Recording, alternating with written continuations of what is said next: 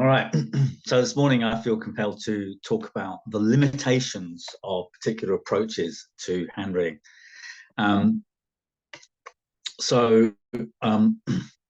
Earlier in the sequence, I put out a video describing that there were four main approaches to the hand.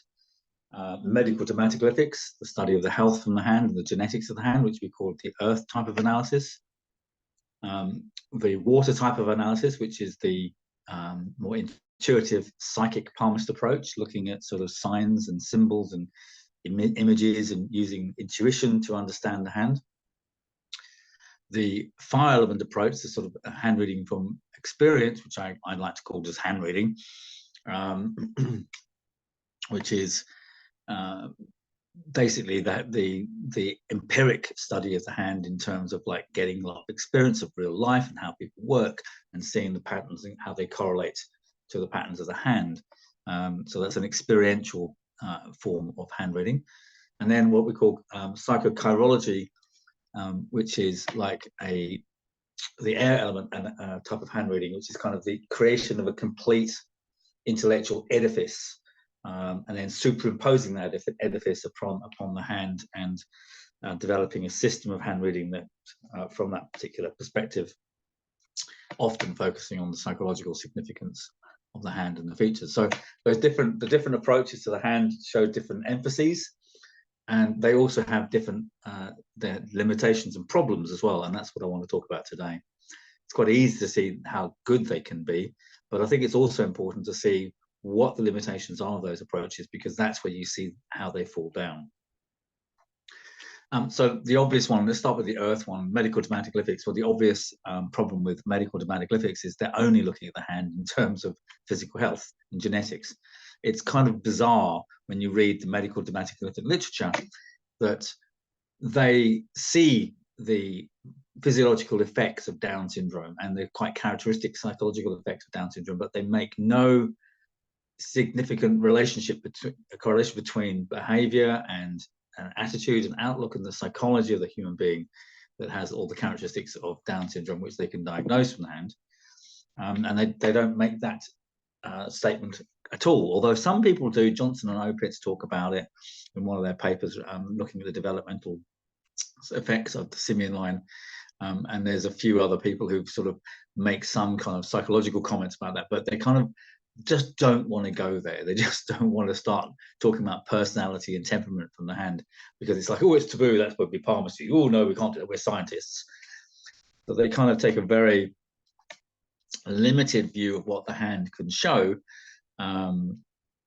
Basically that it shows genetics and chromosomal abnormalities, and of course the lines are just creases. So they're kind of very adamant about that. Now, I wrote a very long dissertation about that. I wrote a 30,000 word dissertation using their own papers to argue why the lines are not folds. Maybe I'll talk about that at some point. And my own study of the literature of medical dermatoglyphic literature, I summarized their findings in terms of the physiological and genetic significance of the hand features, but also some of their psychological ones too. So if you guys called The Science of the Hand, the book I wrote in 1993. So you might want to look out for that. So yeah, so there's the limitations of that approach is that basically it doesn't really deal with anything else other than the physical body. I'm going to jump to the air element. The air element approach, which is kind of like this incredible sort of overarching system. And I think the most common ones, the ones that people might experience now are by Arnold Holtzman's psycho-diagnostic chirology. Even the title is pretentious. Or even Julius Spear's psycho-chirology. And I would also argue, I think, Richard Unger's life print system as well, because what they've all got in common is they've kind of created this huge edifice, this great artifice, quite complicated, convoluted framework by which they're interpreting the hand. And the problem with those systems is what they're trying to do is they're trying to fit the hand into the system. It's very similar to the way that the 17th century chiromancers tried to fit hand reading into astrology. Basic problem with astrology. This is 17th century astrology. So in the 17th century, there were only 7 planets, not 10 like we know now. But there's a big problem because there are 7 planets and only 5 digits. So you immediately had this kind of problem of correlating the planets to the parts of the hand, because there are not enough fingers to go round. And that's why there's lots of dispute and debate amongst the early chiromancers as to which planet goes on which finger or which part of the hand. But it's a clear indication of someone trying to get a system and impose it on something else. And by the 17th century, it became ridiculous that people like Johannes Rothman, George Wharton, Richard Saunders, those kind of people, Jean Belot in France, were basically comparing charts and hands and trying to make the two match up together. And you see the remnants of that kind of approach in Indian palmistry, where they say things like, oh, you can tell what your ascendant is by looking at the fingerprint pattern on your thumb. Well, no, you can't. There are only 7 fingerprint patterns and there are 12 signs of the zodiac. So you've got an immediate problem that there are more signs than there are dermatoglyphics. And even with those 7 dermatoglyphics that exist, about 4 of those don't even hardly ever exist on the thumb anyway. So to have a notion that you can somehow use 4 or 5 fingerprints to ascertain what someone's ascendant is when there are 12 different signs of the zodiac, it's quite clearly nonsense. But these ideas persist in contemporary circles now, in sort of Indian palmistry traditions, as they like to call it, and they claim great antiquity for a body of knowledge that was quite clearly founded on the basis of the Raj, the influence of the British Raj in India in the 19th century. Anyway, the problem with the overarching view of getting a perspective and then imposing on the hand is it becomes highly abstract, and the danger of it becomes completely detached from the experience of someone's actual life. And if whatever you're going to say it actually doesn't correlate with someone's life, it's not actually useful. It seems to satisfy some kind of intellectual curiosity, but its practical application is quite limited in that kind of way. Okay, so the fire element approach, which is the most common approach taken by most hand readers that you'll read books today, assuming they just haven't just copied all the old Victorian stuff. They're experiential in their approach. They basically have got lots of handprinted examples to back up their ideas. And often it's incredibly accurate and very correct in terms of particularly with things like working out what kind of job somebody does. So there's a kind of precision and an accuracy, which is kind of characteristic of the fire element anyway. And with that approach, some very impressive results can be obtained. The main problem, I think, with this particular approach is there's often a lack of understanding of why something means something else.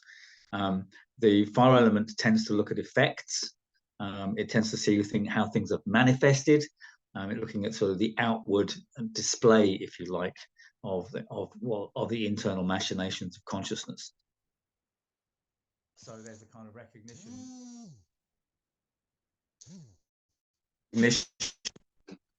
that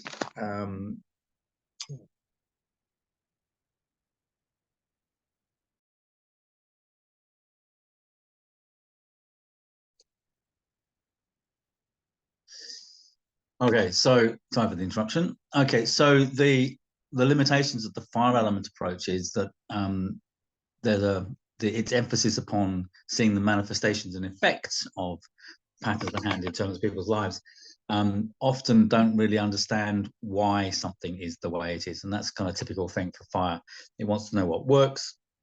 It wants to know how it can be applied, but doesn't really want to know why it works in that kind of way. It's like a mechanic. The mechanic knows how to fix a car, doesn't have to understand the physics of the workings of the internal combustion engine. So the limitations of that is sometimes they will make correlations and conclusions that aren't actually married with the facts. My favorite example of that is probably Andrew Fitzherbert, who's trained in a completely different system than because he's basically done palmistry, but learned an awful lot from his own experience, and talks about arches, and he talks a lot about the characteristic of arch fingerprint patterns, that they're stable, that they're practical, they're hands-on, and so on and so forth. And he doesn't know anything about the elements, so he doesn't understand the earth element and doesn't see how that's significant to the arch print at all. But when you understand the principles of the elements, it's quite clearly everything he says about the arch fingerprint pattern is a manifestation of the earth element. So so there's a kind of the expression is correct, but the understanding of what's going on there hasn't been articulated by the fire element, because it's not concerned with that really. So the fourth method, which is a problem, the problems with the fourth method is the problems with the water element approach to hand reading. This is what we normally call chiromancy or palmistry. And probably the biggest problem with that one is just full of nonsense and superstition and imagination. And the problem with that is it sounds very fanciful, it sounds very colourful, it has a strong emotional appeal to people, and people often enjoy going to see a psychic palmist because they feel good afterwards. But actually, what's the problem with it is the accuracy of the information that's being revealed. I mean, you can do this for yourself. I mean, you can go to look at a 15th century manuscript like the Digby Roll or something, and use that text and analyze your own hand and see what it says about you, and then compare that to a vocational assessment of your hand or a psychological assessment of your hand, and you'll see that they're vastly different. Most of the stuff that psychic palmists work with, I say the allocation of mounts and astrology to the mounts, to the fingers, is completely erroneous.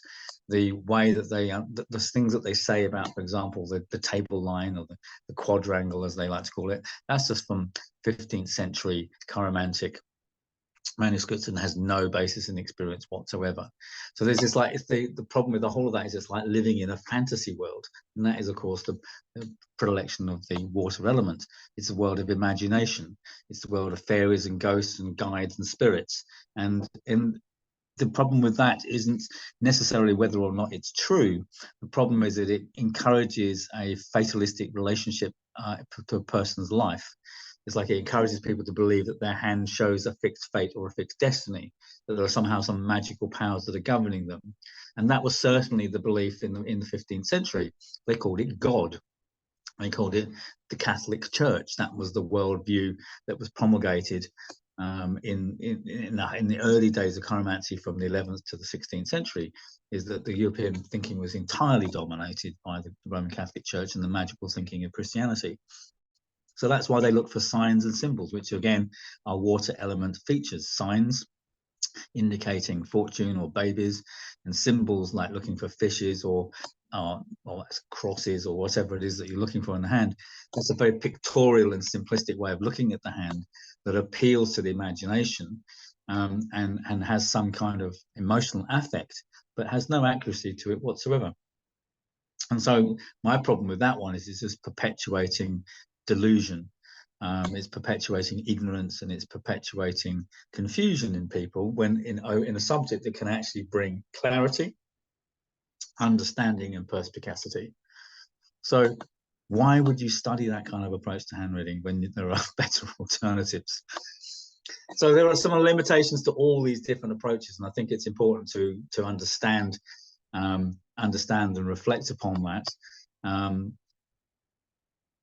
For hand reading to be complete, it does need to include all the different approaches to hands, clearly, but it also needs to understand the limitations of each of those and why those limitations exist.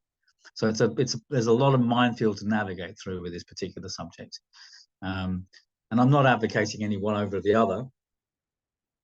I'm just advocating for truth rather than ignorance. I'm advocating for clarity rather than murkiness. I'm advocating for the assistance of humans in their life rather than causing them more confusion and suffering. So that's what we'll look at next.